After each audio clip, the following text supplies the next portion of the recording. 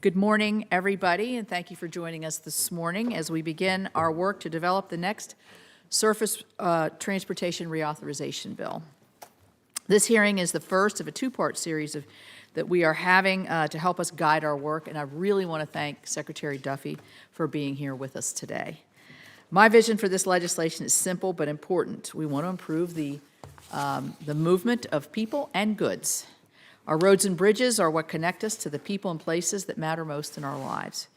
They help American businesses, large and small, create jobs and economic opportunities and enable that competitiveness in the global marketplace. They connect everything around us from point A to point B. Every state has transportation needs and stands to benefit from the Surface Transportation Reauthorization Bill. My home state of West Virginia is pursuing important projects. Like the Coalfields Expressway, I'm specifically mentioning these in front of the Secretary because he will be hearing from me on this one. These two, Corridor H, also to better link our communities to essential services and economic opportunity. This legislation provides the funding and establishes the policies and programs that enable the improvement of surface transportation network that we all so rely on. Since the enactment of the Bipartisan Infrastructure Investment and Jobs Act, the EPW Committee has reviewed and conducted oversight of the existing policies and programs. We've learned a lot about what is working and what isn't. That effort has provided me with three key principles for the next bill. By focusing on these principles, I'm confident that we can work towards bipartisan legislation as we have in the past that will deliver results for the American people. Principle 1. Improving the safety and reliability of America's surface transportation network with impactful investments. In recent years, we've seen an increase in the number and scope of federal transportation programs. These programs have often had duplicative purposes and project availability and eligibility. This leads to an expensive and time-intensive process to get funding out the door that disrupts the focus of federal funding and lessens the impact that the legislation can make. As we craft the next Surface Transportation Reauthorization Bill, we must make investments that instead optimize the impact of federal funding and give the state partners the confidence that they can invest over the longer period of time. We should focus on eliminating duplicative programs that invite regulatory overreach and increase funding for the highway formula programs that our states rely on and have a proven track record of success. Principle 2, reforming and modernizing federal programs and policies to increase efficiency. We all know that as currently structured, federal requirements can add red tape that increase costs and time and slow down the completion of projects. We all want to deliver transportation benefits faster and save money for American taxpayers. To achieve this goal, we need to take a serious look at the federal requirements to determine how to make meaningful improvements to our planning and procurement procedures, our environmental review processes for projects, and discretionary grants and loan requirements. By reforming and modernizing these requirements, we can create certainty for the partners who make these projects happen and ensure that the public receives benefits of these needed investments quickly. Principle 3, addressing the variety of surface transportation needs across all states. Obviously, different states have different needs.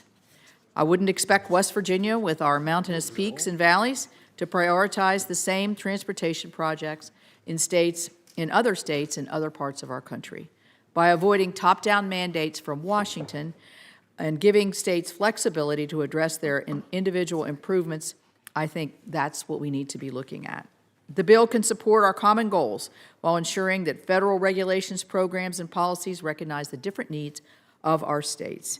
It will take collaboration from my Senate colleagues, our stakeholders, and the Trump administration in order to complete the bill before the IIJA expires in September of 2026. We must be pragmatic and work in a bipartisan way, as we have in the past, to develop a Senate bill that sets us up for a productive conversation on this reauthorization effort with our colleagues in the House. I'm grateful to Secretary Sean Duffy, who is here today to share the Trump administration's priorities for this legislation, and I look forward to learning more about those priorities. The Department of Transportation's technical assistance and support will be critical parts of this process. This is an excellent opportunity ahead of us to make a pivotal impact in our surface transportation network. Each of it knows how important that network is and the role that it plays in keeping our country's economy and people on the move.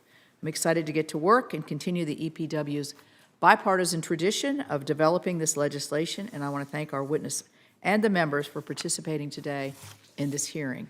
I will now turn to my ranking member Whitehouse for his statement. Thank you, Madam Chair, and welcome, Secretary Duffy. It's good to have you here. A strong bipartisan commitment to infrastructure got us the historic Infrastructure Investment and Jobs Act. Last week, I attended the unveiling of the American Society of Civil Engineers 2025 Infrastructure Report Card. We are not A students yet, but the report card shows progress, thanks to both the Bipartisan Infrastructure Law and the Inflation Reduction Act, which are delivering real results across the country.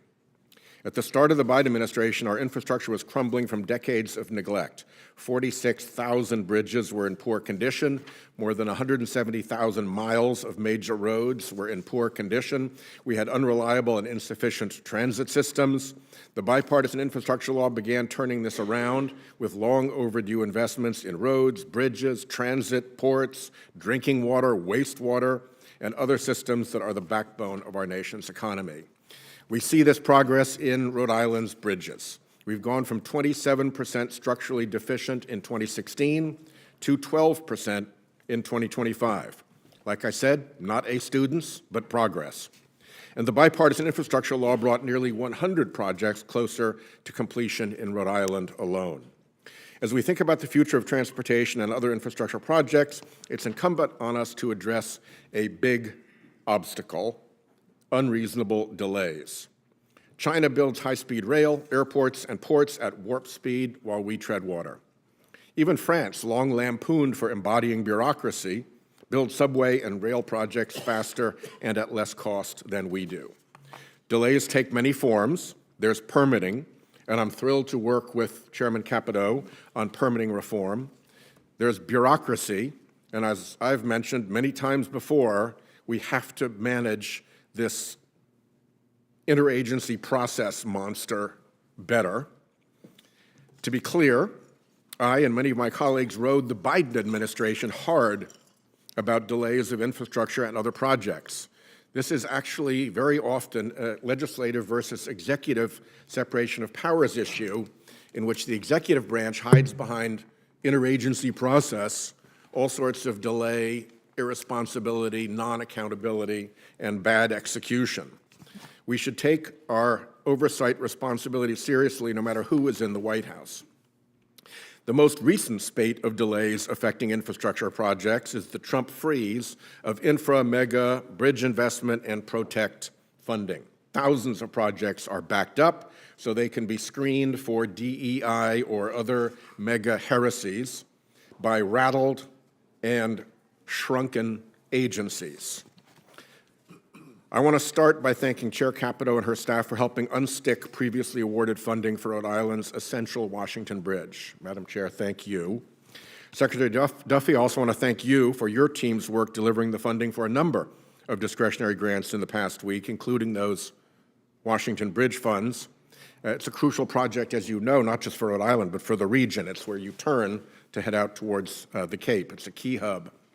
I hope that we can rapidly deliver previously awarded funding for the array of I-95 bridges that need the work and for the Mount Hope Bridge, which I want to show, because setting aside how important it is as a piece of transit infrastructure, it's also gorgeous. I mean, it's one of the most beautiful bridges in the country. It's 100 years old. We can extend its life. We need to get this done.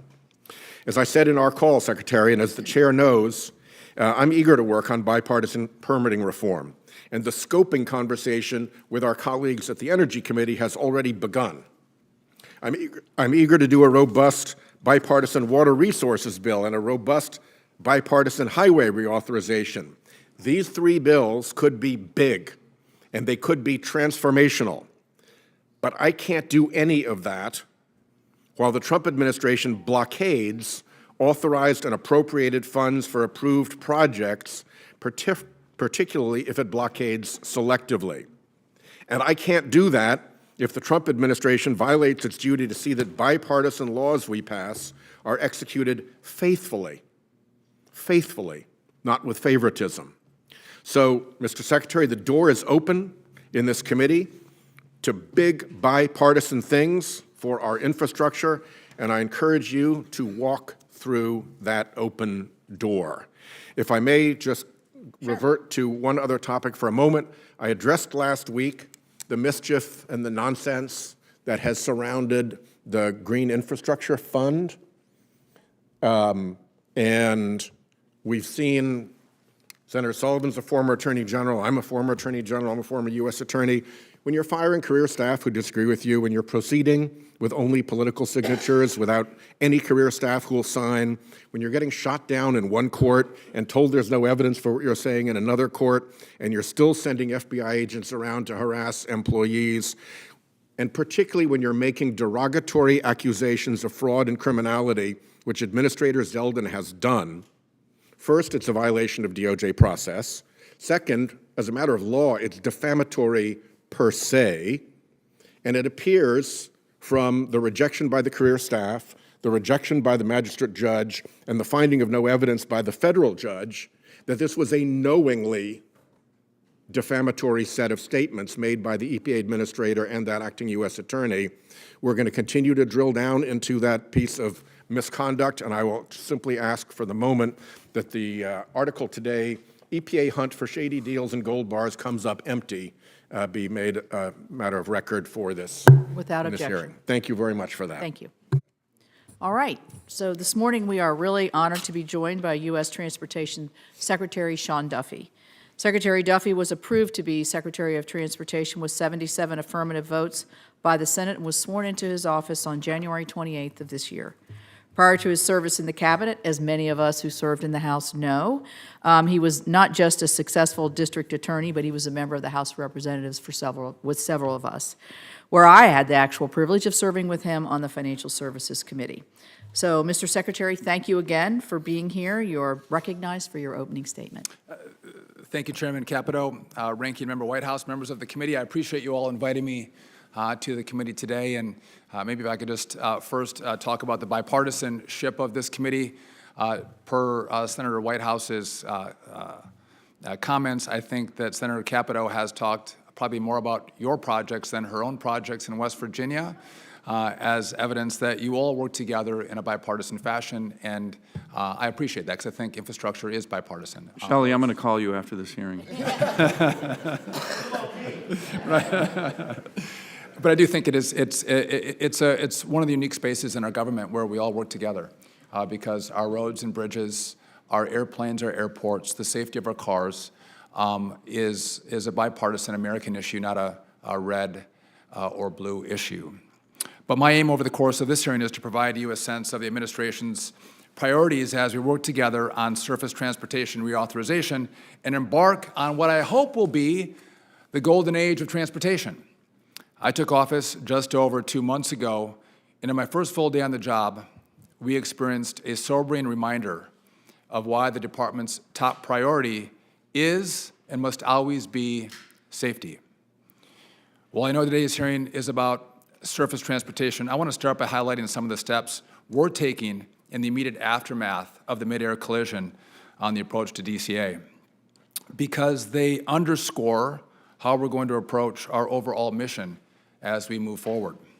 The Department of Transportation has been refocused on our mission of safety. Following the mid-air collision, we swiftly restricted helicopter traffic in the vicinity of DCA and initiated a review of our air traffic control workforce, our policies, and procedures. At the end of February, less than a month after the fatal accident, I announced my plan to streamline the hiring process for air traffic controllers and increasing pay for new students who attend the academy. In March, following the NTSB's recommendations, I announced that the FAA will permanently restrict non-essential helicopter operations around Ronald Reagan Airport and eliminate mixed helicopter and fixed-wing traffic. We will continue to push for a state-of-the-art air traffic control system. I think America deserves it, America needs it, and it's going to be a process that's going to take all of us working together. And I look forward to sharing with you what I've seen with regard to our antiquated system. And I think when we have those conversations, I think the Congress, Senate, and House together, Republican and Democrat, are going to work with us because our air traffic control system, it's using World War II era technology. Equipment like floppy disks are commonplace in our towers. With your help, we can propel America's aviation system into the modern era. We will do this by embracing the most advanced 21st century technology that makes our system safer, more affordable, and more efficient for all Americans. So whether taking road, rail, sea, or air, cutting unnecessary red tape, as you've mentioned, Senator Capito, and building big, beautiful infrastructure that Americans are paying for with their hard-earned dollars, that's a top priority. Let's do it efficiently. Let's cut the red tape. We can still protect the environment, but let's move these projects faster. Lawmakers on all sides of the aisle can agree that infrastructure projects are taking way too long to complete. But the recent reconstruction of Interstate 40, the critical Appalachian artery between North Carolina and Tennessee that was washed away by Hurricane Helene, demonstrates what's possible when everyone is working together. To expedite rebuilding, we found creative ways to source materials closer to the job site, saving taxpayers both time and money. It is this kind of innovation and problem solving that moves projects faster and more efficiently. There is so much more that we can all do together. I look forward to working with the Congress on surface transportation reauthorization through the process. I appreciate you, Senator, starting these hearings early as we're just beginning the conversation. I think in Congress sometimes we start late, but to go through regular order I think would be a real benefit for the American people. We need to make sure our transportation infrastructure is built with speed, ingenuity, and durability so that Americans can reap returns on their investments, not just for this generation, but for generations to come. I want to thank you all for having me, and I look forward to taking all of your questions. I yield back. Thank you, Mr. Secretary. Appreciate that. Yeah, you're still yielding back. Yeah, that's good.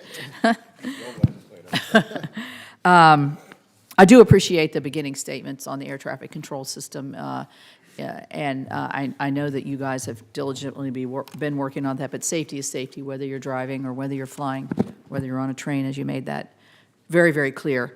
I would like to ask you about bridges.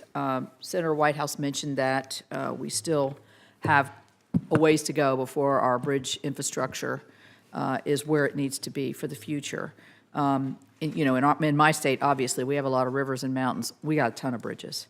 And we need your partnership to make sure that we're going to have the ability to fix, and we are on the process right now of some major projects, fixing some of our bridges or maintaining them.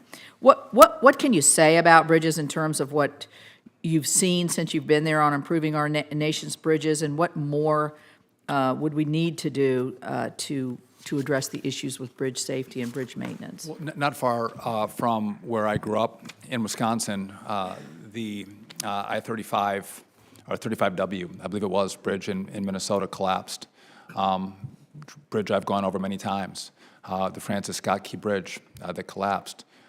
We see that people lose their lives when our bridges aren't safe. And so I know it's a top priority for this committee and for the department as well. We'll make sure that the grants that have been awarded, we're expeditiously moving through those grants and making sure we have funding for that which was awarded. But you know, beyond that, I think we have to take a look at the list of priorities, and the oldest and maybe most dangerous bridges have to be funded first, and those projects have to get underway. Thank you. For the past couple of years, I voted for the IIJA, and I'm glad that I did, but I have raised concerns about the implementation in the IIJA's competitive grant programs and the time it takes, and we're going to see this as a repeating theme, I think, at the time that it takes to get that funding out the door. Can you please commit to a timely execution of project grant agreements? We know that there are numerous projects that are still been promised and are not through the pipeline yet.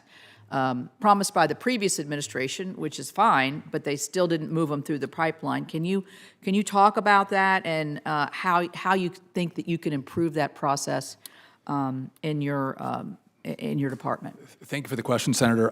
A lot of you, many of you have called me and said, where's my project? Where's the money? Can you speed this up? And I'll be happy to talk to Senator Whitehouse about questions that are gonna come from him on did we slow, did we pause, did we stop? There are 3,200 announced projects at the department that don't have signed grant agreements. 3,200. We are going to work through those projects, but if you say, where's my project, I'm not looking at 10 projects for grant agreements, 3,200, some of them date back to 2022. So there's a lot of workload to do to get these projects complete, to get the grant agreements completed and the money out the door to your states. I would just note that, Senator, usually, historically, there was 47 to 107 projects announced between an election day and inauguration day. This last administration announced around 950 projects in that time frame, almost 1,000% increase. And so everybody wants their projects, and I'm going to do my best to get those projects out the door, but it is a historic number that was announced. And it's easy, you know, to blow the kazoo and, you know, send up the balloons when you announce a project. The hard work is actually doing the grant agreement. And I'm committed in a bipartisan effort to make sure we get those grant agreements signed and out the door, and especially as we come into the spring building season, that's a top priority for us. So, and by the way, the first project that we actually got through and done was Senator Whitehouse's, so he asked about bipartisanship. I am committed. Infrastructure is not partisan. We all use roads and bridges in blue and red states, and I'm committed to making sure we have a nonpartisan view as we move money. You know, I'm interested in the 3,200 projects that basically landed on your desk the day you got sworn in that were not completed. Could you just flesh out a little bit why they might not be? It might be that they're environmental review, their financing. Can you just like kind of line out a little of those? That's a good point. So some of them are the NEPA work had not been done yet. That's true. There's others that would expand capacity. And so if you're going to expand capacity from 2 lanes to 4 lanes, it's my understanding there was a set of ideas that they didn't want to expand the capacity. They would redo current capacity, but if it was an expanded capacity, those projects actually sat for a longer period of time. So they sat at the back of the line. Yeah. And so, again, when the announcement goes, I'm going to work for all of you to get these projects out. But when I've got a lot of complaints, it is a lot of projects that we have to get done to make sure we can meet the commitments that were made in the last administration. And by the way, most of these projects are really good projects. I haven't found too many that I disagree with. It's good work for the most part. Right. Senator Whitehouse. Thanks. Again, thank you, Secretary, for being here, and thank you for your assistance with that bit of bridge construction support. I guess also thank you. There was a misbegotten effort at the Department of Transportation to require your office's approval every time any one of the 50 states wanted to change their state transportation plans. I think probably on a bipartisan basis, state transportation directors said, what? Why do you need to approve our state transportation plans? So you back that off, and thank you, because that would have been an unnecessary addition to the bureaucracy that bedevils infrastructure projects. But we still have the 3,200 projects, and my concern is that while some of them, a lot of what you describe as the problems on the way to final agreement would actually have been considered and resolved when the grant was awarded, right? You don't put a grant into a project where you don't know if it's 2 lanes or 4 lanes yet. You've got to figure that out first. So it strikes me that one of the reasons for the 3,200 case backlog that you've got is that you're trying to plow through these executive orders, many of which I believe are both illegal and nonsense, to examine each one of them to see if there are any MAGA hobgoblins and heresies in them, like strip out the word climate or strip out the word equity, that kind of stuff, which when you're fixing a bridge, if the word equity popped up, that's not all that interesting to me. Getting the bridge fixed is what's interesting to me. If the word climate popped up, that's not all that interesting to me. Getting the bridge fixed is what is interesting to me.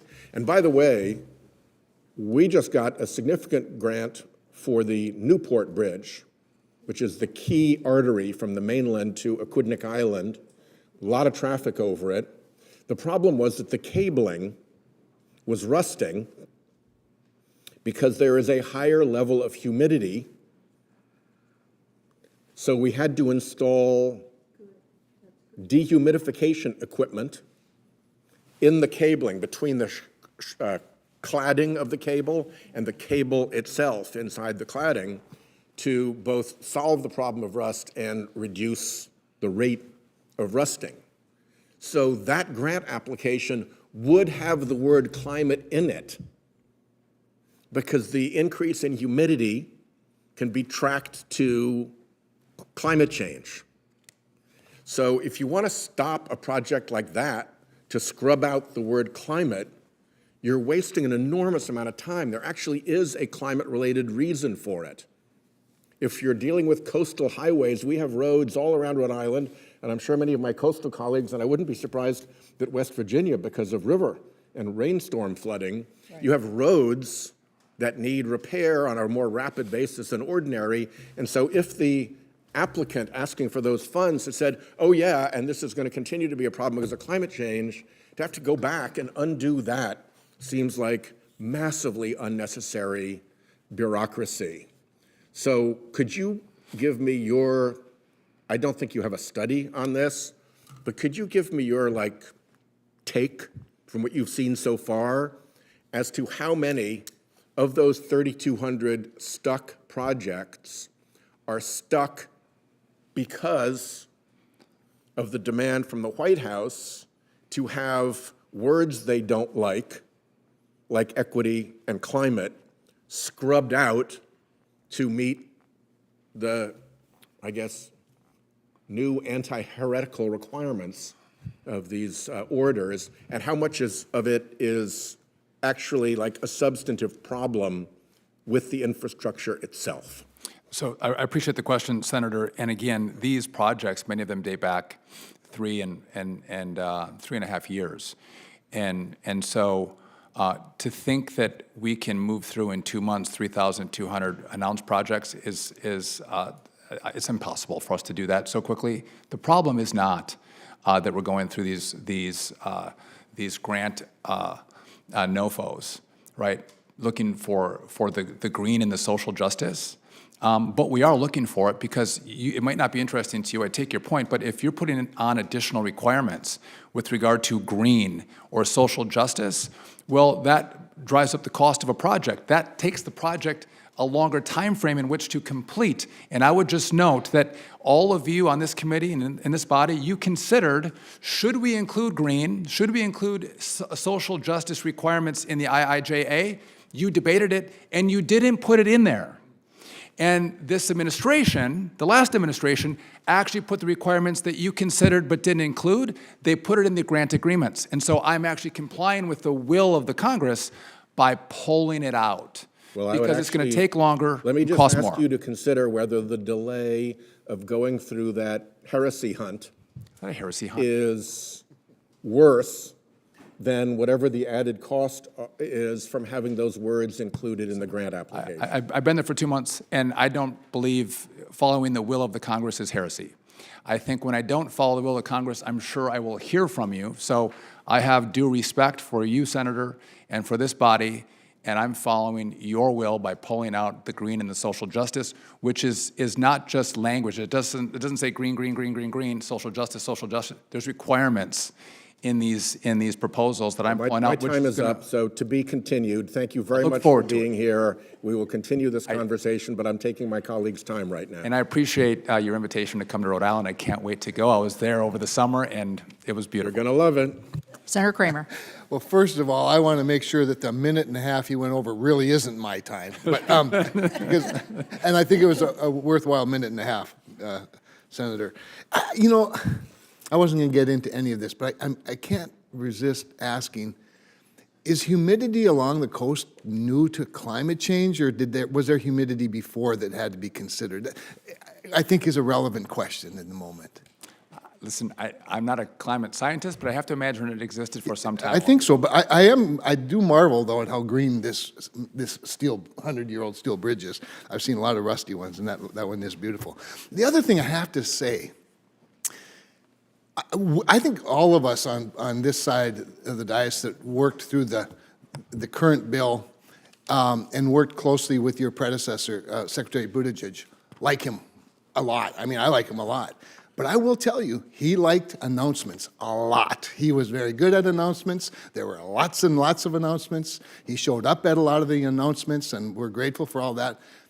But your point that the announcement is not the grant, I think is an important one to continue to remind us of. Those of us who hate bureaucracy also recognize there is some legitimacy to going through the grant application and having signatures.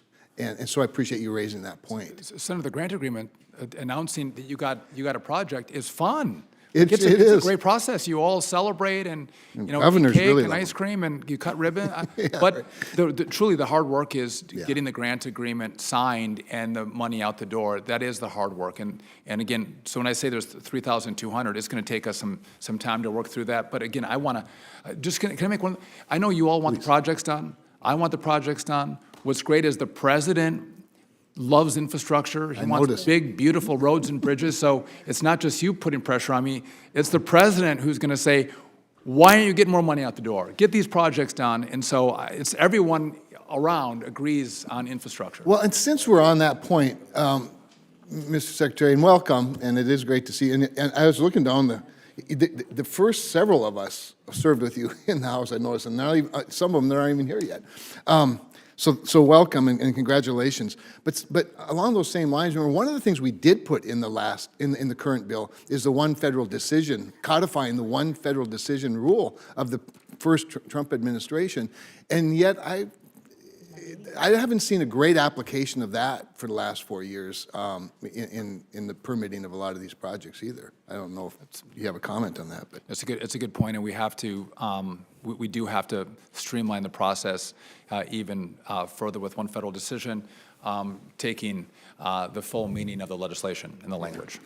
in the remaining half of this discussion, at least at this moment, I would point to the emphasis that Chairman Capito put on the formula funding and the history of formula funding. I often like to refer to the fact that you cannot reserve, 300 miles in the middle of the North American continent for gravel along Interstate 94, or Durham from North Dakota would never become pasta in New York. And I think it's and by the way, and I strongly support the chairman's emphasis on applying that formula to even more grant programs and discretionary grant programs to the degree that we can do that.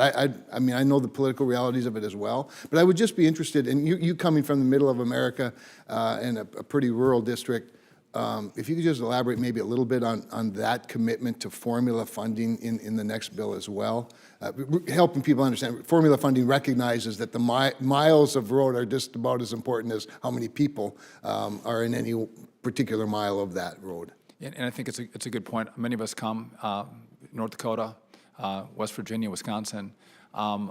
Senator Lummis knows rural as well. Better than any of us. But it's a really important point.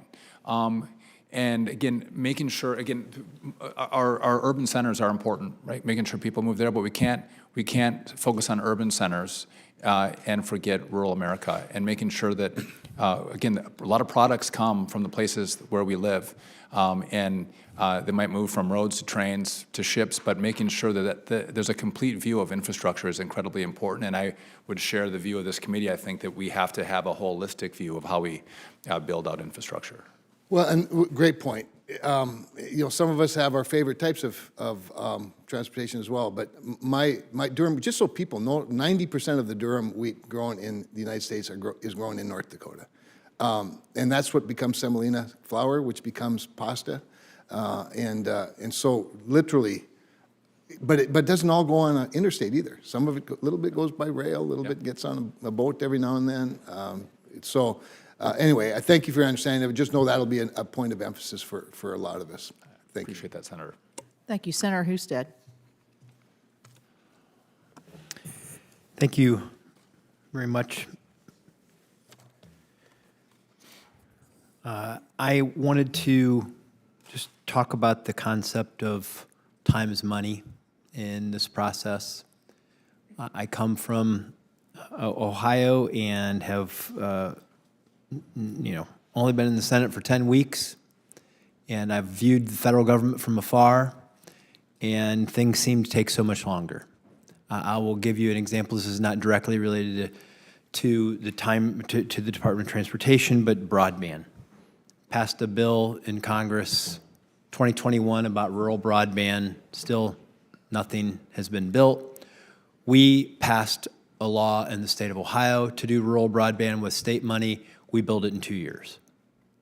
All by basically saying, this is what we want. You bid on it, you deliver it, you do it in a time frame. And in preparation for this conversation this morning, I was looking, how long does it take to get a new exit on a highway? Well, 5 to 15 years, but if you look at it, it's usually towards 15 years. How long does it take to build a new bridge? 7 to 20 years, typically is more closer to 20 than it is 7. What is it that you're doing to institutionalize, to look at how we can deliver this faster, and how can we help you? So first off, Senator, thank you for the question, and welcome to the Senate. Congratulations. Thank you. Congratulations. There you go. So far, with these delightful colleagues, it's been wonderful. Listen, you make an incredibly important point. And I think Senator Whitehouse made the point that in China, other places in the world, they build their infrastructure so much faster. And we have decades of laws and rules and regulations that make it really complicated to build. And so what we've done right now at the department is there's requirements that are put on funding that is sent in the bill that we have to actually do.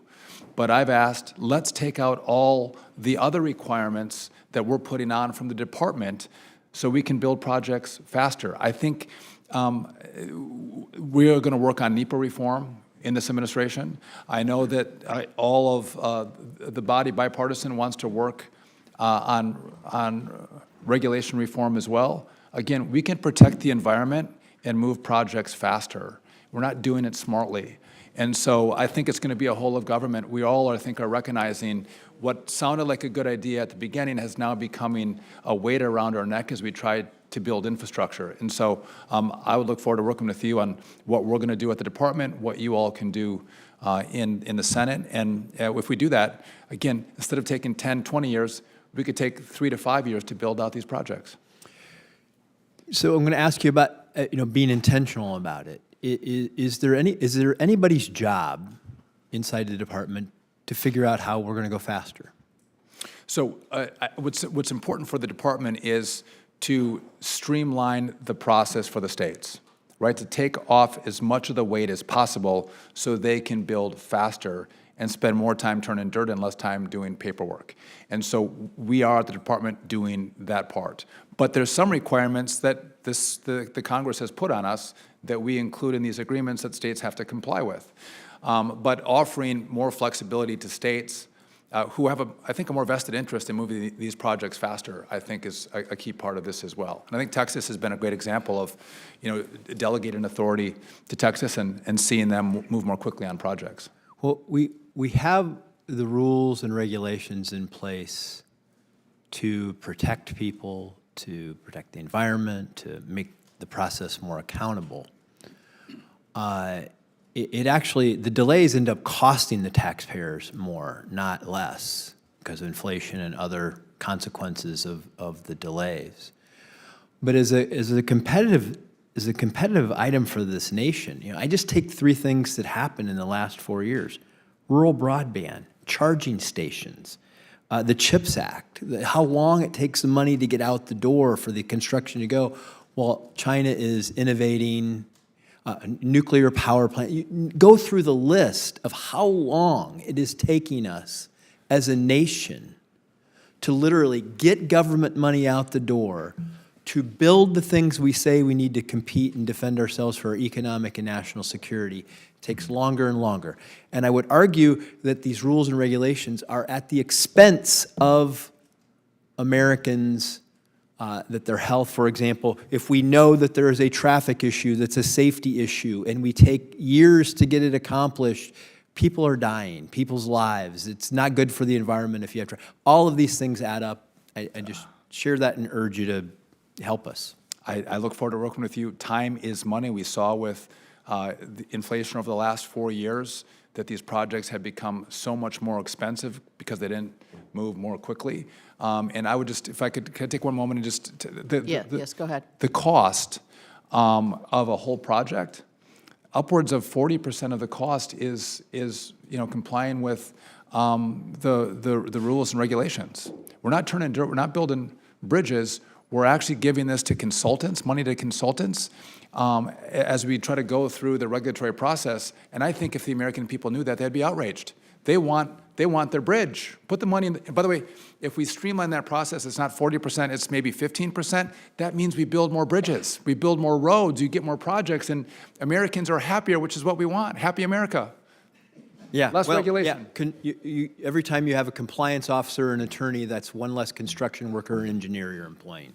100%. Thank you, Madam Chair. Okay, I'm turning slowly to Senator Merkley because Senator Whitehouse wanted to make a quick comment. I just wanted to jump in and remind you that my distaste for interagency process is something that can be remedied purely within the executive branch by adding transparency and accountability so that somebody's in charge when interagency process fails or derails or delays. So please keep considering that, and both the chairman and I are eager to give you a thumbs up and a blessing if you can clean up the swamp of interagency process. I will, and you said I might hide behind, I'm not going to hide behind that. I'll join you in that effort. Senator Merkley. Thank you very much, Madam Chairman. And I really appreciate the point you're making about time is money. And really the concerns that folks have back home in Oregon is that projects, instead of being expeditiously going forward, that they're being delayed. And so everything you're saying, as I walked in the hearing room, I'm like, yes, yes, yes. And I'm just basically asking, put that philosophy to work. Because I'll just take an example with one of the bridges over the Columbia River, the Hood River Bridge. It's absolutely sitting on the desk waiting for approval for the contract. Meanwhile, you've got the design team waiting, you've got trying to line up the construction side, trying to get it all lined up. You can't line those things up until the signature gets onto the page. And in this case, it's a signature on the infra grant. Can you take a look at that project and say, is there any reason to hold this up? I mean, everything you just expressed, that is exactly how people feel. Like this project will be so much more expensive month by month if it can't go expeditiously forward. Is this the one between Oregon and Washington? Well, it's one of two, I-5? actually. The Hood River is in the middle of the Columbia Gorge, so it's the smaller project. It has a $200 million infra. It is not the interstate crossing, which is another really important project. So I will take a look at the smaller project, and I would love to talk to you about the I-5 because I think I saw the bridge needs to be redone. There's some simple things we could do to move that thing more quickly and get through the regulatory hurdles with the Coast Guard and others, and I'd love to have a conversation about that. But I think that would be a top priority for us to move that project. As you travel the country, you can remind people that the only kind of drawbridge left in the interstate system across the country is over the Columbia River. And if America can't figure out how to put a bridge that lets ship traffic go under it across the Columbia, then who are we really? Music to my ears. Thank you. Well, so that Hood River project is one. A second project is the Pacific Coast Intermodal port project. And this is where there's a deep water port on the Oregon coast that is perfect to establish more ability to move freight. And we have many things going on in the freight world, but we really saw before how overloaded the Tacoma and the ports in California Southern, but this is right in the middle of all that. Has a railroad line that serves it, connects into the railroads going all across the country and the railroads going up the Columbia Gorge. And so it's a perfect place to add port capacity. And they too are hoping to see the philosophy you've been expressing applied so they can go forward with the design work for that port. Is this the Coos Bay? This is Coos Bay, yes. Yes, I've had internal conversations with the administration. It's on my radar, and I'll continue to look at it and work with others in the administration about this project and how it could move forward in a very productive way. I think it's an important area and an important project. You know, I've often heard folks talking about how when there's a project with national significance, it really needs to go to the top of the pile. This is one with not just regional, but national significance. To be able to get our products out fast and cheaply out of the U.S., to be able to get products in fast and cheaply. We don't want them going through Canada's adding port capacity. We want to have stuff imported to Canada and then ship it down into the United States. I mean, this is a huge opportunity for us to do something of national significance. I hear you, and I've heard others talk about this same topic, Senator, so I would be happy to partner on Thank this you. one as I well. really think really through appreciate how it could look and how we could do it. And we have, since we have a lot of projects, obviously, lined up as every state does. Another one is the Safe Streets and Roads for All program. There's a whole series of grants. These are largely related to bicycle and pedestrian infrastructure and helping students get to school safely. I did notice a whole bunch of orange shirts with the word bike on it. And the thing that we appreciate about expanding our bike capacity in Oregon is it reduces the congestion on our roads. So not only is it folks who are choosing a cheaper way to get, and a healthier way to get to work, but it's a way for everyone else sitting in their car to get to work faster. So everyone appreciates it. And so I wanted to encourage that those set of Safe Streets and Roads grants, they're minor grants. They just need kind of your auto pen to go to work. Yeah. Again, the Congress was clear, and I'm going to abide by the will of the Congress. I'm not going to hold up any projects. And again, bikes are healthy. Bikes oftentimes, many places move people faster. You know, in the Investor years I roads. was working here in D.C. in the 80s, I biked everywhere. I always beat my friends in cars. By the time they could figure out a parking space, I'd already been on location 15 minutes. Anyway, thank you so much. And now people are riding scooters, so scooter or bike. It's a whole new story. Senator Lummis. Thanks, Madam Chairman, for beginning the dialogue between the Department of Transportation and this Committee on Surface Transportation now. We've got a lot of big challenges, and Mr. Secretary, honestly, I got to say, since hours after you were sworn in, you've been drinking out of a fire hose. You have had crisis after crisis, challenge after challenge, and you have handled it magnificently, and I want to thank you for the way that you're continuing to work through these projects while you continue to communicate with the American people.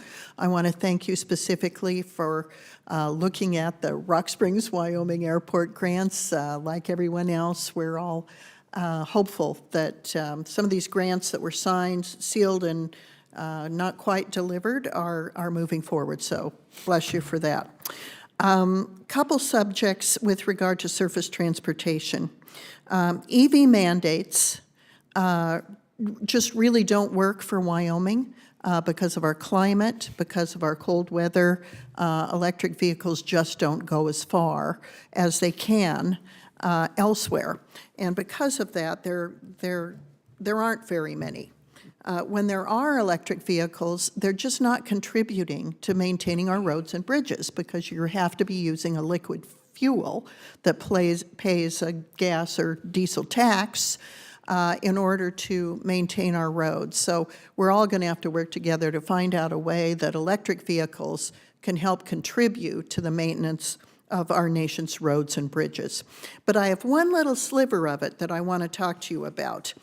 The EV mandates and the NEVI charger program and its related discretionary program budgeted $7.5 billion with really disappointing results, and it's leading to the suspension in February that occurred so it could be evaluated. So I want to look at that program and ask you to look at it with me. Because the NEVI program just buckled under piles of regulation and rigid technical requirements, private capital was left on the sideline to address the EV charging issue. And so Wyoming and other states have millions of dollars sitting idle in accounts for chargers that they just can't build. And that's money that's not creating this joyful, happy America where we have great highways and great bridges. So I introduced this bill called the Highway Funding Flexibility Act that would authorize states to redirect unused EV charger funds to roads and bridges. And then highway safety priorities like truck parking and wildlife crossings could also be eligible.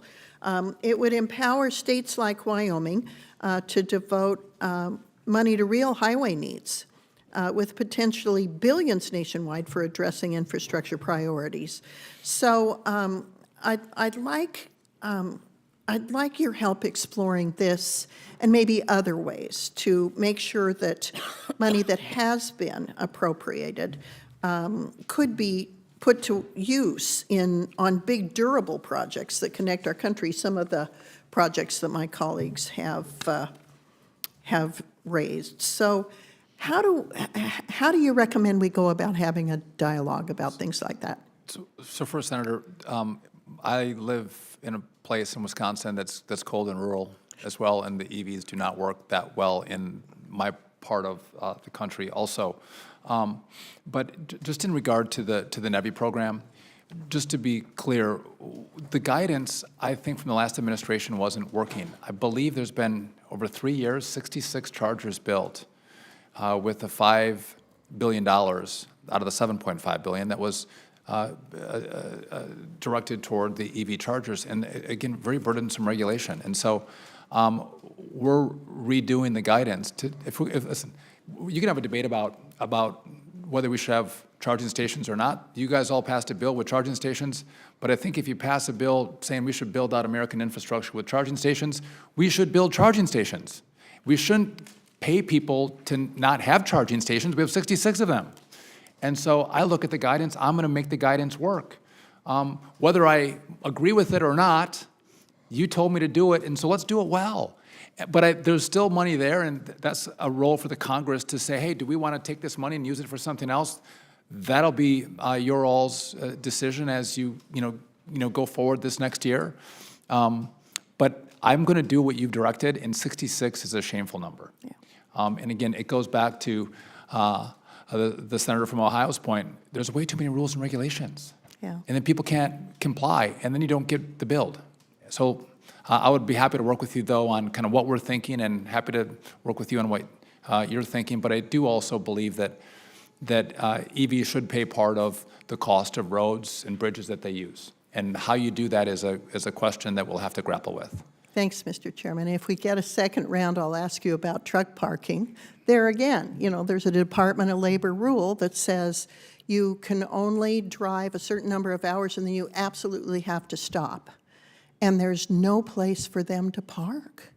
And so that's an issue for another round. Thank you so much, Mr. Secretary. Thank you, Senator. It's a safety issue. We have to address it. Yeah. Thank you. Senator Padilla? Thank you, Madam Chair. Secretary Duffy, thank you for being here, and appreciated our productive and constructive dialogue by phone yesterday on some of the California transportation priorities that we've been discussing for a while. And I appreciate, Madam Chair, the opportunity to shed light on the bipartisan infrastructure law. It has meant more than $54 billion of investment in a number of projects throughout the state of California that not only help keep up with our transit needs, help keep modern and efficient, some of the nation's busiest ports, and of course our extensive highway system. We're doing so to meet some deferred maintenance needs in some respects, but also making necessary improvements to accommodate both a growing population and a growing economy. So a lot of these projects have been a long time in coming, and we're finally glad to see the activity happening. But as we talked about yesterday, it's also critical that the administration supports some key events that are drivers of goods movement, people movement, and are a catalyst for modernization, specifically referring to the LA 28 Olympics to be hosted in Los Angeles, the most populous region in the country already. But add to that the anticipated 15 million ticket holders coming to events in 2028. So to make it successful and to lay the foundation for economic growth well beyond the Olympics, we're looking to partner with the Department of Transportation in a big, big way. 2028 seems like a long ways away, but it's actually just around the corner from a planning and preparation standpoint, and we need funding for those preparations now. And I think it'd be helpful to have a designated line item in the president's budget to help us prepare not only for LA 28, by the way, but also to lay the foundation for the 2034 Winter Olympics in Salt Lake City. So long intro to ask you what you might be able to provide in terms of an update on your work to support the Olympics in 2028, including any work with the OMB to develop funding proposals for the Olympics. Yeah, I appreciate the question, Senator. And again, it is the Olympics that are going to be hosted in LA, but in America. And so there's a task force in this administration that we are part of, that I have designated someone to as we think through what should the administration be looking at, what are the needs of the greater LA area. As we, to your point, we're going to see a lot of people come into our country. We're going to move them, we have to house them. And again, that's a thoughtful process that we are engaging in right now. And I would agree with you, 3 years is right around the corner. It's not a lot of time. We have to move quickly. Move them, house them, and help maintain safe and secure events around the Olympics. Question on a different topic. The Infrastructure and Jobs Act provided $8 billion in advanced appropriations for the FTA's Capital Investment Grants Program. One of the items that we talked about yesterday, which helps fund large transit capital projects. Projects make their way through the pipeline after already rigorous review on their merit and their feasibility. And there's a number of critical projects in California making their way through the pipeline as we speak. But as you can imagine, there's some constituents, there's some transit agencies back home, some municipalities that are a little nervous about the reliability of that funding, given some of the changes and whiplash that we're experiencing here in Washington. As your team executes the program, can you assure us that the review process and just the awarding of funds going forward will continue to simply be based on merit? Yes, Senator.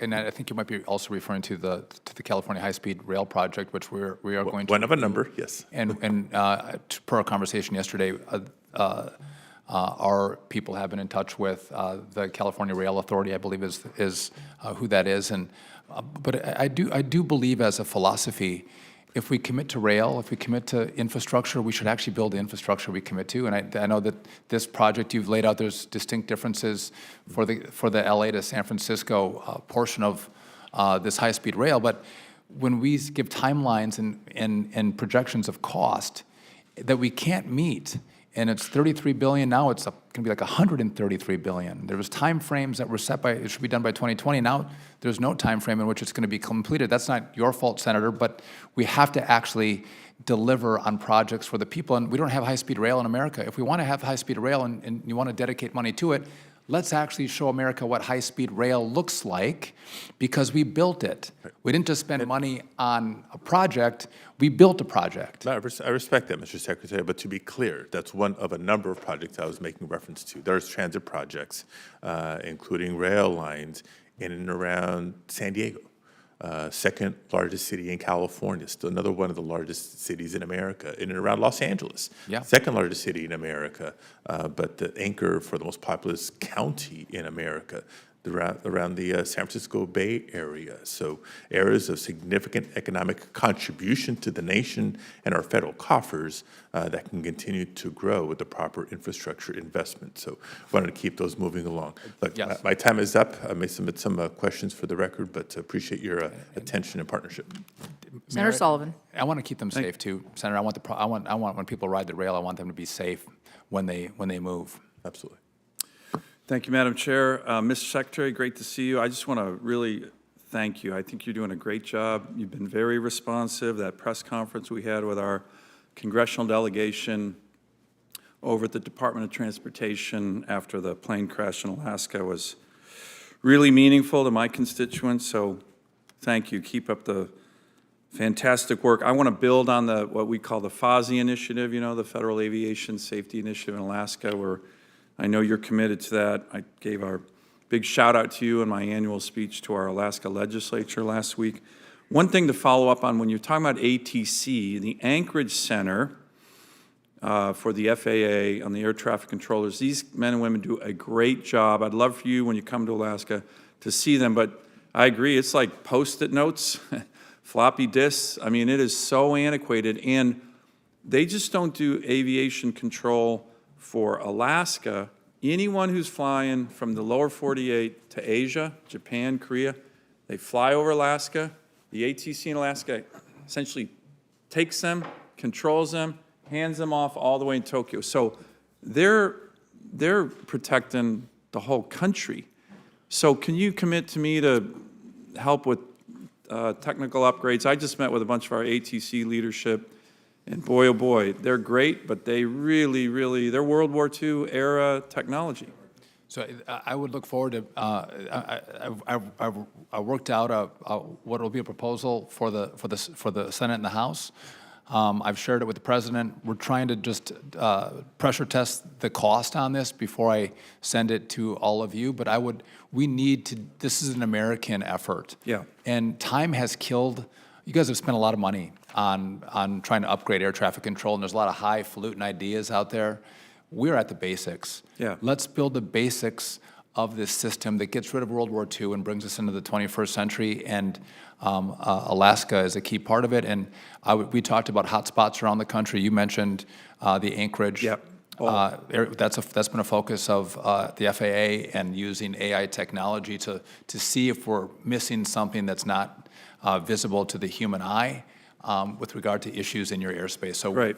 And thank you. And then but again, when you're looking at ATC tech software upgrade, boy, oh boy, Anchorage Center needs it, and it's not just for Anchorage. Like I said, they take care of everybody flying to Asia. I want to do the whole country. Everybody needs it. So we a whole American build-out. American jobs, tens of thousands of jobs. It'll be great. Couldn't agree more. Bridges, I'm so glad to see the chairman and my good friend, the ranking member, talking about big, beautiful bridges. I just, you know, that is a beautiful bridge, Senator Whitehouse. By the way, the one thing, though, that my good friend from Rhode Island didn't mention on permitting delays, he mentioned reforms, bureaucracy, the freezes, far left, radical, environmental, frivolous lawsuits. My state lives with that. That's what we deal with every darn day. And if there isn't litigation reform, these groups who want to kill roads, bridges, ports in Alaska, they get a free hand.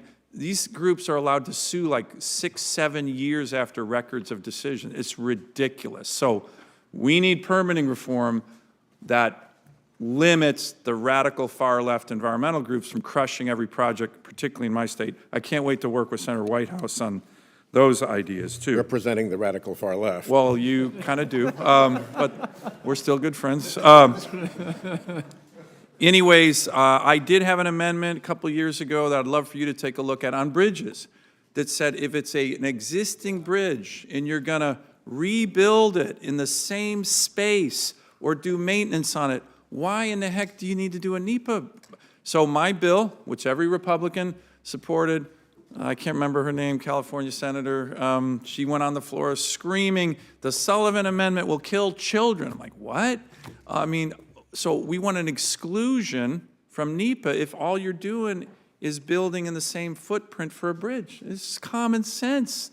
And would you agree with something like that, Mr. Secretary? 100%. Okay, I'm going to reattack that, and Sheldon Whitehouse is going to be my co-sponsor. I do like working with Senator Sullivan. Okay, that's what I mean. Mr. Secretary, I have a list of frozen build grants that I'm going to just have you for the record. Not many. You guys have done a good one. You just unfroze the FHWA one in Whittier, Alaska, but if you and I can work on that. And then finally, we'll submit that for the record. Two final quick questions. We are trying to do a lot. You just sent me a letter. I really appreciate that yesterday on the building out of the Port of Alaska, Port of Anchorage, we call it. We're getting federal dollars, MIRAD and others, so thank you. But once again, the permitting is, you know, I wrote you about NEPA, but there's a NOAA, you know, beluga whale thing. I mean, we need to get everybody together on the permitting side for the Port of Anchorage and follow through on the President's Day 1 executive order on unleashing Alaska's economy and resources, which we are very happy President Trump did that. Can I get your commitment to work with us on that kind of, because it's not just you guys, and your letter was much appreciated, but it's other agencies, and I think we just all need to get together and say, hey, this is a really needed port. We're finally getting federal dollars to it, but we got to get the permitting right. If it's 6-7 years on permits, that's just wasted money, wasted time. I would welcome the opportunity to work with you, Senator, and I look forward to seeing you in August. Great. And then finally, I'll submit it for the record. We have an idea on the tribal transportation program that can help our tribes get more infrastructure dollars. As you know, a lot of our tribes, not just in Alaska, but in the lower 48, they really suffer from lack of infrastructure. And there's some ideas to help that program be more efficient, get some more funding to our tribes throughout America, and would welcome to work with you on that. Yes, Senator. Thank you, Ms. Secretary. You're doing a great job.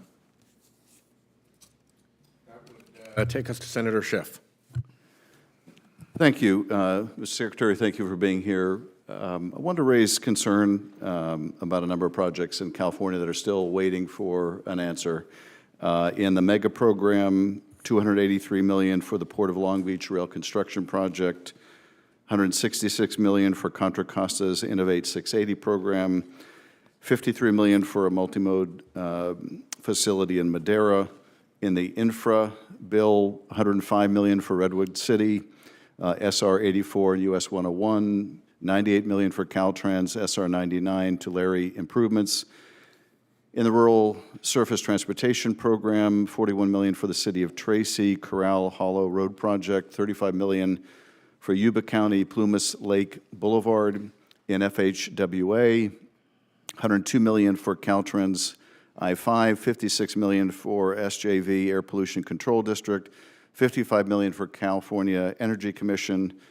In reconnecting communities, $26 million for the Housing Authority in LA, $11 million for the City of Goleta Multipurpose Path. In the RAISE program, $25 million for BART, $23 million for the Palmdale Grade Separation Project. This is a partial list, and these projects really haven't received word, so they're unclear of the status of the projects. And the delays might end up killing the projects. The delays will certainly end up costing more to do these projects as material costs go up and other costs increase. And I'm raising the concern because we don't know whether these are changes in policy that are affecting grants that have already been approved, or whether this is a lack of personnel to administer the grants, and I'm further concerned with layoffs that might further delay getting this money out the door to do these vital infrastructure projects. So would ask for your comments generally on when you think these cities and counties will hear from you and your department, but also whether you're mindful of the fact that delay has a cost, a real dollars and cents cost. I appreciate the question, Senator. I would, maybe to give the whole number, there's been 200 awards announced for California to the tune of $1.74 billion. There's a lot of money that announcements have been made over the course of the last 3 years where you don't have grant agreements on those announcements. I don't know that you were here for this, but there's 3,200 announcements that were made by the last administration where there's no grant agreements. That's unheard of. So I'm going to work through those announcements and get grant agreements so we can build those projects that you're talking about. And just if I can quickly, I don't want the Republicans to get annoyed at me, but Senator Whitehouse got a bridge, and in California we're going to announce is it Madera 14 Expressway? That one has been completed. We're almost ready to sign that, as well as the Otay Mesa, $150 million. That's at the border crossing. I believe that one's ready to go as well. So I've got 3 Republican or Democrat announcements. I don't have anything for you Republicans yet, but we're just going through the projects. Well, we're a very bipartisan committee. You are. And I know I speak for my Republican colleagues when I say they're delighted with money coming to my state. We'll see how that goes after Not the quite hearing. as delighted as if it was going to their state, but, Mr. Secretary, I appreciate it. Anything you can do to accelerate the approval process, and can you speak to how the cuts in personnel may be impacting the timeliness of approvals in this area? Yeah, I appreciate the question. So I don't. That hasn't impacted how we're able to move through the grant agreement process. We still have more employees in the department than we did when Joe Biden took office, but it's the sheer volume that I was left with. And just to maybe remake this point, in between Obama and Donald Trump, there was 47 projects announced between Election Day and inauguration. Between Trump and Biden, there was 107 projects announced between Election Day and Inauguration Day. And in this last term, there was about 950 projects announced. So there's been a massive number of announcements, historic. But then that means our department has to do the work of, the work is doing the grant agreements. The announcements are fun, but grant agreements are the work, and I'm going to get through that, but it's going to take me some time, and I'd ask for some patience from the committee just because the workload is so significant. Well, and Mr. Secretary, if there's any further information you need and you're having any delay on our end, please have your staff reach out to mine, and we want to make sure that we get you all the information necessary to move these projects forward. I appreciate that, Senator. Thank you. Yield back. Particularly if the delay is substantively based and not a heresy hunt. Senator Curtis. Thank you. As we were talking about bridges, I saw one big, beautiful bridge from the senator from California's state over to my state, skipping the state in between. Quite a bridge. Secretary Duffy, so delighted to have you here in this capacity. I associate myself with my colleagues who have complimented your fast and early start. Thank you for jumping right in and the work you do. And I'll be careful because I don't know your travel schedule, but hypothetically, if you found yourself in Utah in the next short time, we would be very excited. And we have a project we would love to show you, our front runner. I think you're familiar with that. We've got the Olympics coming also in Utah a few years later than California. 80% of our population is serviced by this one rail because of the geography of our state. And that 80% is expected to double in those short times. So we'd love to have your support on that project and love to personally show you that as well, given the opportunity. Yeah, Senator, I'd love to work with you. And if I could just take a moment, I want to extend my condolences to the state of Utah. You lost a lioness of a legislator and a friend of mine, and I know a friend to the great state of Utah, Mia Love, who served in our body in the House. She lost her battle with cancer. She has a wonderful family, and I know she loved Utah, and she served your state well. And our hearts are broken that we lost her. And on behalf of the state, thank you for your friendship with her, too. I know she thought very highly of you. Also want to bring up, Utah is unique in the sense of our regional planning MPOs. They actually like each other and get along. At the time I was serving as mayor, I was told we had the only statewide MPO project in the country where all the MPOs agreed across the entire state. And that synergy is just really important. So I just wanted to get your thoughts on MPOs, particularly in the reauthorization bill, how you see the role of MPOs. Listen, if it's working well in Utah, and as we go through the reauthorization, I'm sure you'll be a champion, and I'll take your lead. And what do we learn from the successes, and how do we improve on the successes in this new bill? Excellent, good. We've had a lot of conversation today about bureaucracy and regulations. And going back to my mayor days, whenever we built a project, we knew the rule of thumb was if we took $1 of federal money, it increased the cost of our project by 30%. And keeping the same standards, right, all the same NEPA requirements, and yet it was led by the state and not the federal government. So one of my questions for you is, what role can we transition traditionally done by the federal government to the states? Utah loves to be the lead on these projects, and would love to get your thoughts on that and how we can deal with that. I think it's a great point. We have been trying to designate more authority to states because they move projects faster than have happened when going through the federal government. But to the larger point, I think there is a philosophy about what we have to do with the permits and the environmental reviews, and I do believe there's an understanding in Democrat and Republican that what's been created today is not what was anticipated when bills were passed, and that's why I think there's bipartisan support to do reform in this space so we can move projects faster and more cheaply. And again, we don't have to sacrifice an environmental review, but I think it was Senator Sullivan who mentioned the litigation and the complication and the cost is real. And I'll do my part. I know the administration wants to do their part, but the Congress has to do their part as well to streamline this process, and we can move. Given any opportunity, Utah would love to serve as the lead agency in environmental projects, and would love to talk to you about that and how that may help us streamline. I would love that. Good. Recreational Trails Program, I'm just going to read a stat here. Off-highway vehicles users like four-wheelers, ATVs, and off-road motorcycles contribute $281 million annually to the Highway Trust Fund and only receive $84 million back out of it. And would love to have that discussion with you, too. That's a big deal in Utah, returning some of those back to the trails programs.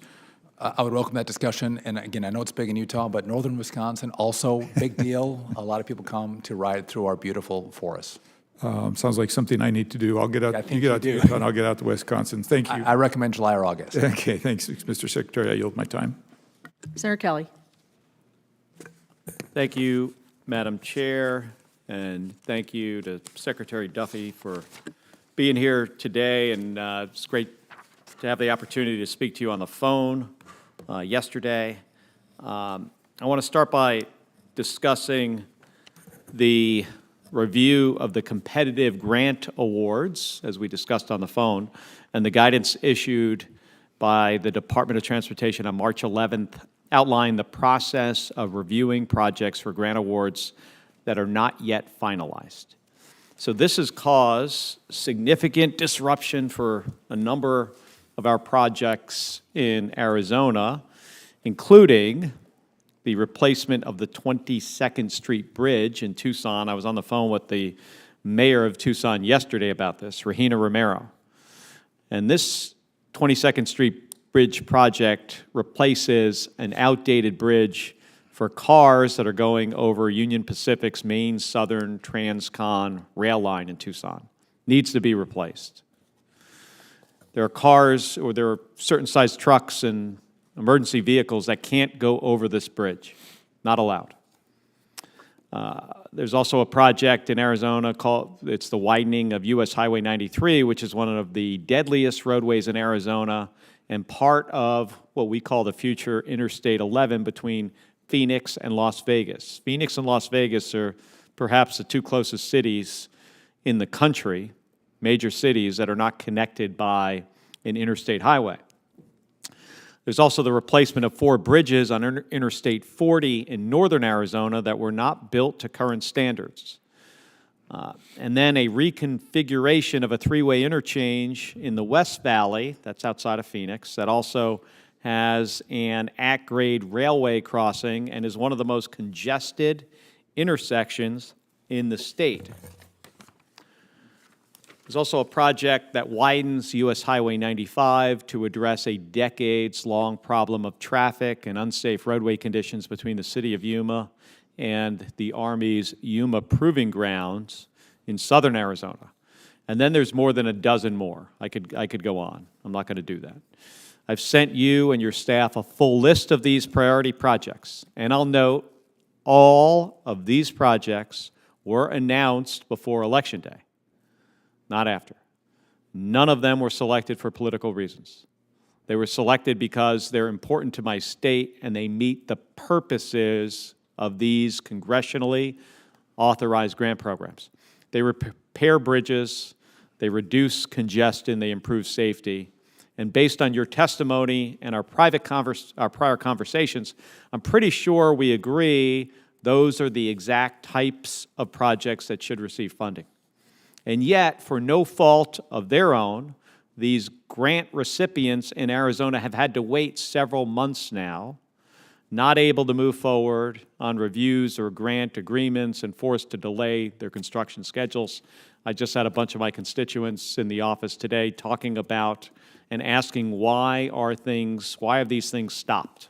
So Secretary Duffy, what updates can you give about when the internal review of grants that was laid out on March 11th will be completed? So, Senator, again, I agree many of the projects, good projects. I think in total there's 44 awards that you received for $561 million in the state of Arizona. And they were awarded before Election Day. I would note many of these go back 2 and 3 years, yes, these projects. And so I love that you're saying that I can clean up 2 or 3 years of announcements in 2 months. That's a little bit challenging, but I am committing to you, like I did on the phone, I'm going to work through these projects. Explain to me, what do you mean by clean up? What is required to clean them up? This was money appropriated by Congress, by Democrats and Republicans, grants that were awarded, and now things seem to have come to a halt on many of these projects. So for obligated money, when there's an obligation, a grant agreement is signed or there was an earmark from Congress, all that money is still going out. There's been no pause, there's been no hold, there's been none, money's going per the law on those grant agreements. The unobligated money is the money where there's been an award, someone did a big announcement, hey, you get your project for the 22nd Street, Tucson Bridge or Road. Mm-hmm. And then it takes time to do the grant agreement. That's the actual work part of the process. So the announcement is easy, the grant agreement is the work. There's 3,200 of those projects that we have sitting at the department where the fun part was done with the announcement. We have to do the work of doing the grant agreement with the states. And we're going to work through that quickly, as quickly as possible, but it is a historically large number. Mm-hmm. And so I take your point, but you alone have 44 projects that were announced that don't have grant agreements on them. And a lot of you all have these projects, and you're all, I think, rightfully annoyed that the money's not coming, but many of them are years old. And again, if you're annoyed or concerned, I think the focus shouldn't be on me, it should be elsewhere, because we've been there 2 months, someone else was there for 4 years. And I'll work on those with you. All right, thank you, appreciate it. Senator Also Brooks. Thank you so much, Madam Chair. Secretary Duffy, good to see you again. You as well, Senator. And enjoyed the conversation yesterday. During our discussion, we talked about our time as county executives, and so you know that federal transportation programs really are so integral to the success of our states. Projects like road maintenance, bridge repairs, safety projects. And so I am looking forward to working with you and working with this committee to craft bipartisan surface transportation reauthorization bill. But I'm also wanting to ask you just about 3 questions. One is regarding construction costs for infrastructure. that we know, particularly highway construction, have increased significantly. And the Federal Highway Administration's National Highway Construction Cost Index, which measures the rate of inflation in labor and material costs, increased, we know, 59% since 2021, 36% between 22 and in the first half of 23. And these costs continue to rise. And so we know that that this will impact how much infrastructure we can build with allocated funds. So the question is, how will the administration plan to ensure that transportation funding keeps pace with inflation, so that projects in states like Maryland aren't delayed and are not downsized? Yeah, Senator, I think that's a great question, and I appreciated our conversation yesterday, two former prosecutors, and I appreciate the good work you've done in all the roles you've had in your public service. But you're right, we have to do our work in the department to get these projects out the door, get grant agreements signed, and get new notice of funding opportunities done as well. So again, we can have a massive infrastructure build in this country. And the sooner we do it, I think, to your point, the more cost effective it'll be, because we get we get today's costs when we do projects, not tomorrow's costs if they're delayed. I think also an important part of it is not just the work that we have to do. I do believe that the Congress has to do its work on permitting reform, because that is taking a very long time and it's not the work that you've done or the department's done. It's that the process to go through to begin these projects takes so long, and if they're delayed 5, 6, 10 years, the cost of completion is significant. And also part of that, we can reduce the cost of the consultants and the permitting, which means more money will be there for the road or the bridge or whatever, the rail that we're working on. Okay, and also just, I know there's been a lot of conversation today about bridges. Maryland happens to also be very concerned about a bridge, in particular the Francis Scott Key Bridge that collapsed after being hit by a vessel in 2024. And the collapse highlighted some vulnerabilities that we have in our nation's bridge infrastructure, and particularly around bridges that were not designed to withstand these modern vessel strikes. And so in response to the tragedy in Maryland, the National Transportation Safety Board conducted an investigation and issued a preliminary report, which highlighted other high-risk bridges that are across the country. So the question is whether you will commit to expeditiously adopting the recommendations that the NTSB outlined in that preliminary report. So I would note I've worked very closely with the NTSB, and their chair, Jennifer Hamady, has done an excellent job and has partnered with us very well.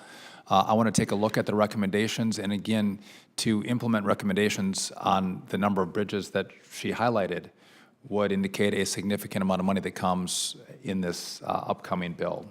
Again, the resources have to be provided, and you all have to have the discussion if that's a priority for the Congress. But I'm happy to engage, and we should have a broader conversation together about what that priority list looks like. So again, the Francis Scott Key Bridge and the lives that were lost there, tragic, and we want to make sure that doesn't happen again. Okay, and just the final question. I know we talked also about transit, and on average, the Washington Metropolitan Area Transit Authority, WMATA, carries over 800,000 passengers daily across rail and bus systems, very important to the D.C. area and metropolitan area, including Maryland. And so I want to ask you whether you will, the funding stream has been so important to us, and I know that the lack of predictable funding really does harm the safety of passengers. I know we talked a lot about safety on those transits. So as Secretary, will you work with Congress in supporting long-term predictable funding streams for transit systems like WMATA and MTA? Yeah, I'm happy to have that conversation. I do think that, again, everyone driving in a car may be challenging if you're coming into into Washington, D.C. or to New York City. And so transit's an important part of it. But we should expect that if we want people to ride our trains should be safe. They should not be subject to violence on our subways or our trains. And I think that's local communities. And I think the mayor has been making good efforts in D.C. here. But we have to take steps to make sure people are safe. And also, I think we have to look at the cost. In New York, I believe it's the next most expensive place to build subways is London, and New York is 5 times more expensive than London. So we got to get our costs under control as well, because we don't have a unlimited amount of money. We don't have a money printing machine, though some people might think that the Congress is a money printing machine. It's not. And so let's use the money well and make investments that go further for the taxpayer and the American people, and make sure that they're safe. And I would work with you on that and figure out how we make those goals a reality. Right, thank you. Thank you. Thank you. Senator Blunt Rochester.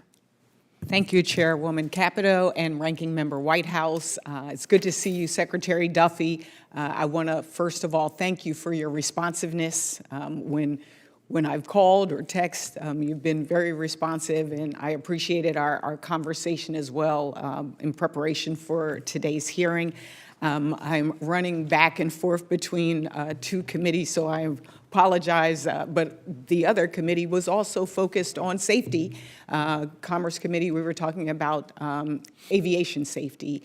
And so today, we all know how important safety is. And again, just want to thank you for taking the time. I want to focus for me on a couple of projects. You probably heard a theme here from many of us that are important to Delaware. And I know when we talked, one of our conversations a few months ago was about the announcement of funding freezes, and you were very responsive at the time. And I shared with you recently that in Delaware, we have the Cape May Lewis Ferry system, which received a $20 million grant to replace an aging vessel with a hybrid ferry that is now on hold. This new hybrid ferry's engine would reduce fuel consumption by 35%. That's transformational. Over the past 60 years, the Cape May Lewis Ferry has been a stable provider for travel and tourism. The service transports approximately 775,000 passengers and 275,000 vehicles a year. Without modernizing without this funding for the modernization, this vessel, we would just be at risk. And so, Secretary Duffy, I wanted to talk to you about the certainty of these funds. Can I tell my constituents that this funding for the project is still confirmed? Yes, so Senator, just yes, but when you say the money was, we froze money, we did not freeze any money at the department. There's obligated projects that money continued to go out on. These are, and by the way, I appreciate you've been very kind in our. No, that's what I mean. You were responsive to call me back and tell me the money isn't. Yeah, so these are announced projects that we need to do. We needed grant agreements on, and that's going to take some work. But I don't see any issue with the announcements, and that we should be able to do grant agreements. And I have to, again, prioritize for everybody has projects to the tune of 3,200 of them.